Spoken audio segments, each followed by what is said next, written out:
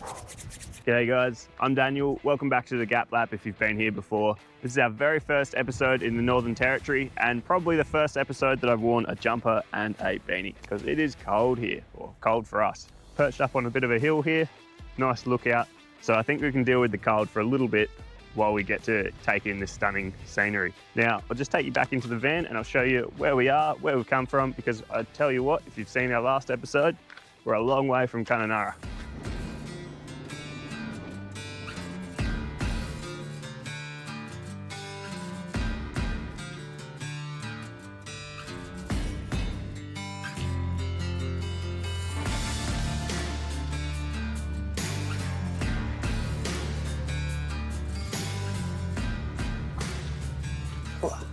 Hello, Georgia. What are you up to? Just getting a bit of work done. All cozied up here. We need to clean the windows a bit, but not bad for an office view. Alright, so here we've got our map of Australia.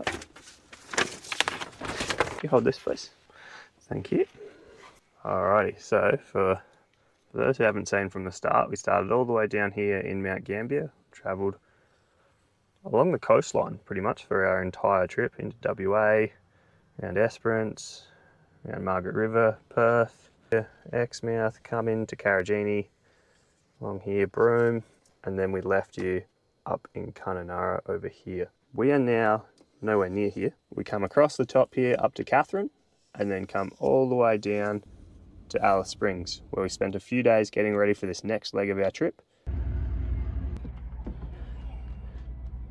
which is going to take us into the West MacDonnell Ranges, which is where we are currently, down and around into the Kings Canyon area, and then down over to Uluru. And then provided that we stick to our plan, we're going to come back here, down the highway, back into South Australia, and down to Coober Pedy, across to William Creek, and then up the Oodnadatta Track, into the Painted Desert, and then back into Marla. So that's the plan for this episode. We all know that plans don't always work out. We'll just have to wait and see, but if this is stop one, I can't wait to see the rest of them.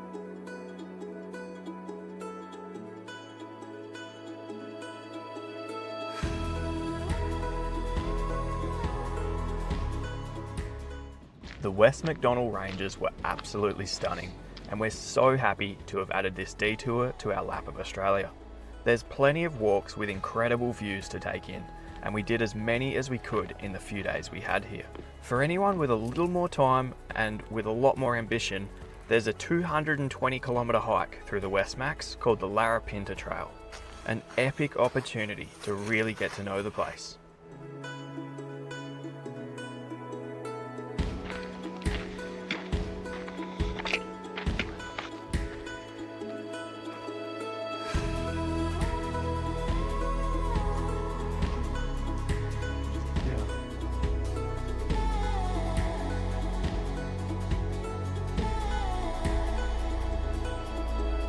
Access is easy here, with sealed roads connecting each area. Just make sure you've got enough fuel to get you home.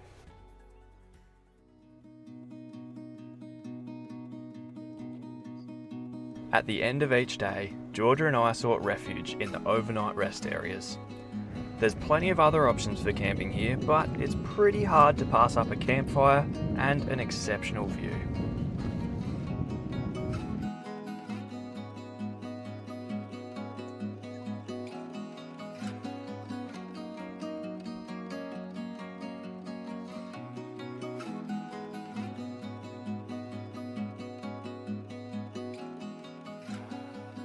We've had a pretty big day today. We've gone to Serpentine Gorge, we've gone to the Ochre Pits, we had a quick look in Glen Helen, we've driven around to Hermansburg, and Georgia had a meeting.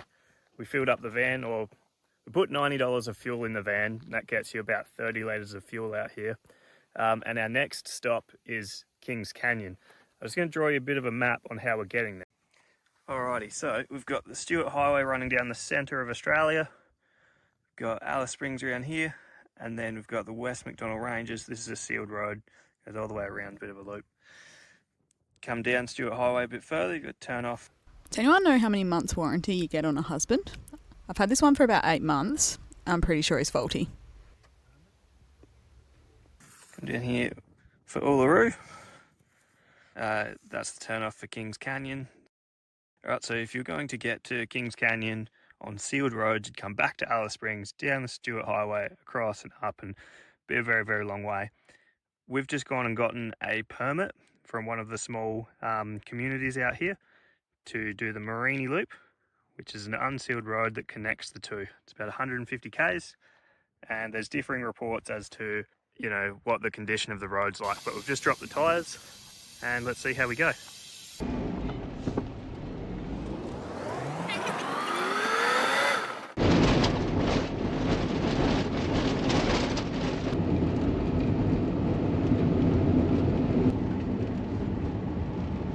You all good? No worries, have a good one.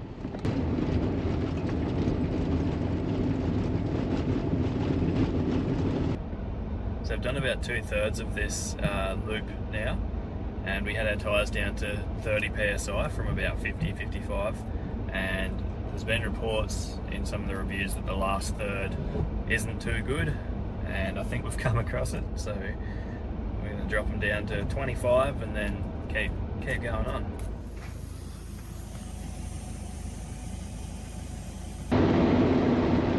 Jinty's looking at 14 kilometres. Perfect. Campsite for the night with a decent view. No damage to the van so far that we can see. Little paper vents held together. Let's open up the back, see how much dust we got in the back.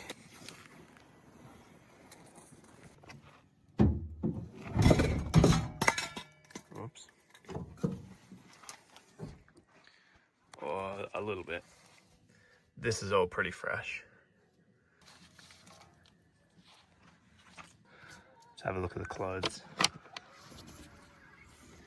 Ah, perfect. They were covered in dust last time we did a dusty track, so the back here is basically the shed, so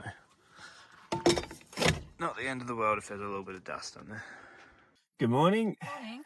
We've woken up at near the end of the Mereenie Loop at Ginty's Lookout, and we're going to head to Kings Canyon and have a look at doing one of the walks there. We've got a bit of dirt road to go, but not far. Nothing the high ace can't handle. I hope. See you at Kings Canyon.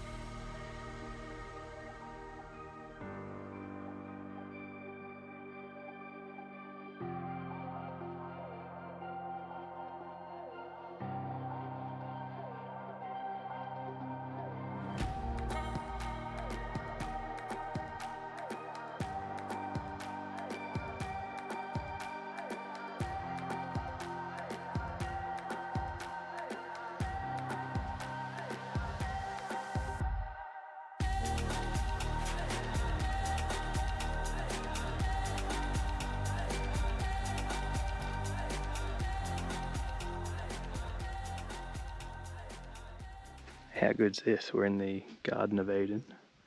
Got it all to ourselves. It's so quiet here. That's why I'm whispering, because people can probably hear me. I've got a mandarin. Georgia, what have you got? I've got an orange. That's cool. Great spot for a picnic. We're going to enjoy our food and our little picnic while we've got it to ourselves. It sounds like there might be some more people coming, so. Yeah. See ya up the top.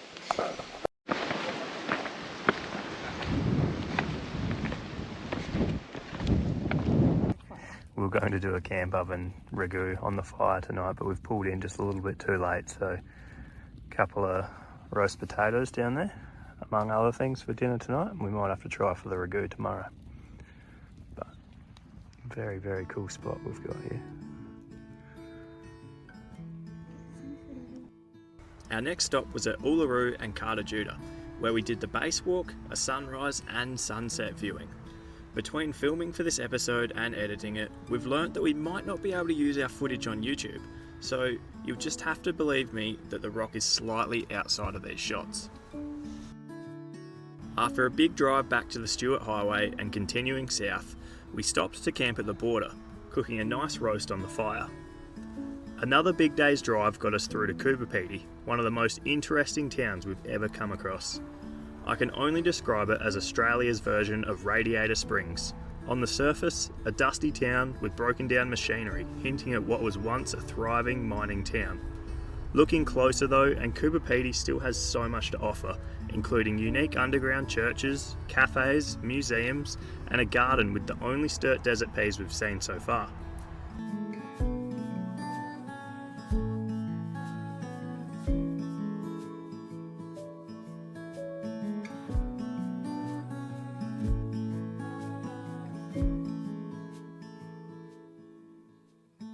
As usual, it wasn't long before we ran out of time and moved on to the next leg of our trip.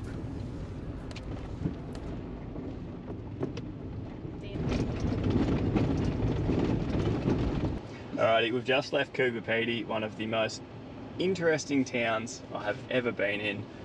But yeah, we spent 2 nights there, which was not enough. We'll have to come back. We're going to head on through to William Creek and start making our way down the Oodnadatta Track, which is pretty exciting.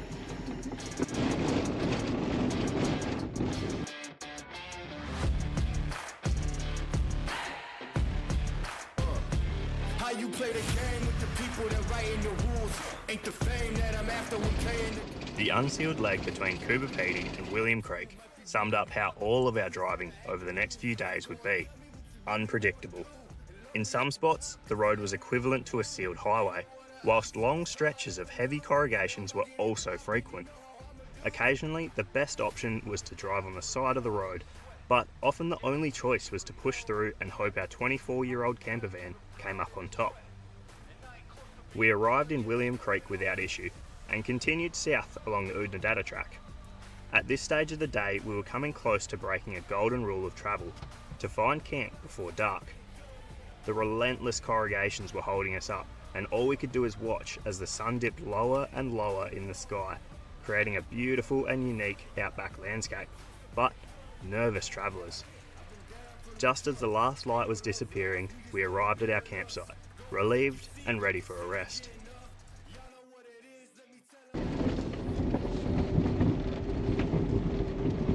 Yeah, that's not the camp on the map, but oh yeah, there's people over there in the actual camp.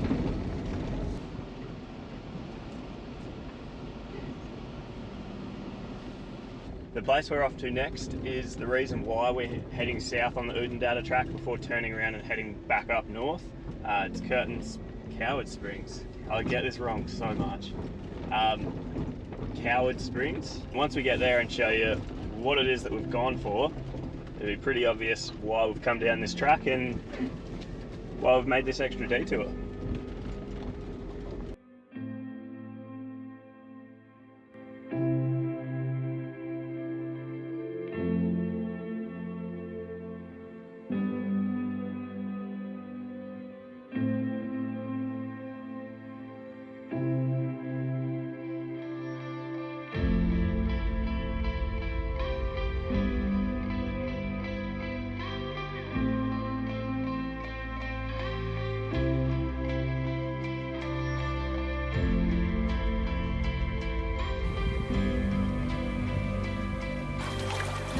What we came here for.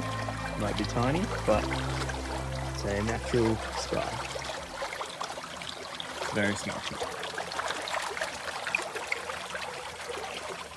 Must be reasonably cold outside today because you can see the steam coming off of it and it's only like 29 in here.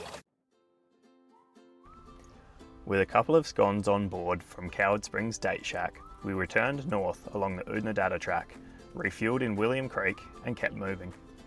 A friend from back home who's done a couple of laps himself told me his favourite part of Australia is the Great Big Nothing, massive expanses of land with nothing remarkable as far as the eye can see. We've experienced it a few times this year, along the Nullarbor, the Stuart Highway and in WA, but the remote Oodnadatta Track is one of the best examples of it.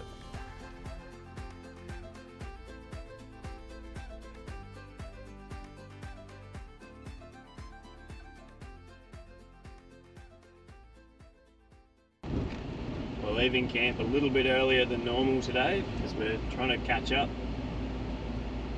We're about 100k short of where we were meant to be yesterday, and I was just looking through our plan of when we're going to be where and whatnot so that we can meet up with George's parents as they make their way up to Darwin. We're actually a whole day behind because we ended up spending an extra day in Uluru. So we're going to have to change our plans up a little bit and make up a little bit more ground as well today. So 160 k's to Oodnadatta, and then we'll see what we can do after that. But ready? Yep.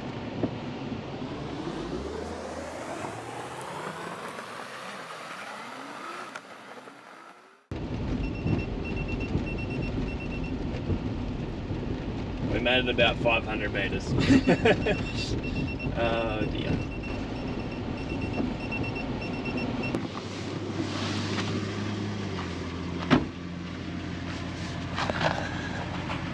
This one here, apparently.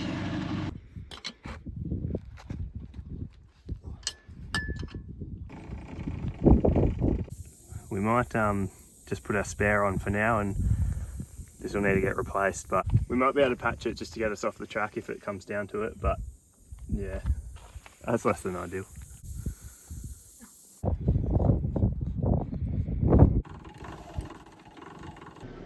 Alright, round 2. Let's see if we can get more than 500 metres. When's your meeting? 11:30. We had better luck with our second attempt, gaining some ground before pulling over, as Georgia had a meeting. I decided to try plugging our spare tyre, so we had a better chance of making it off the track under our own steam if we got another flat. 3 plugs later and it held air, although I really hoped we wouldn't need to use it.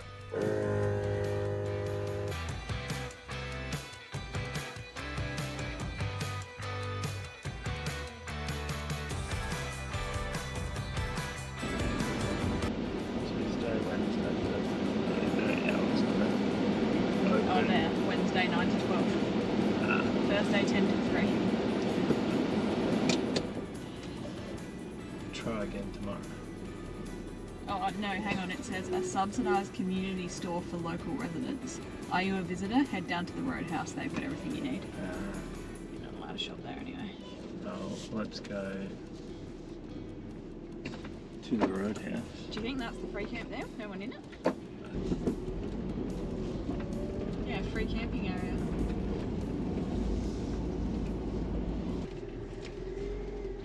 Just spent the night in the Oodnadatta free camp, and up until this morning we'd seen more dogs getting around town than people. Wow, now there's 5. We're just off to the Pink Roadhouse to get the obligatory pictures, and we're just going to do some calculations as to whether we actually need to buy fuel here or not, because it's $3 a litre, which is what we paid at William Creek as well. But if we can avoid that, that'd be great.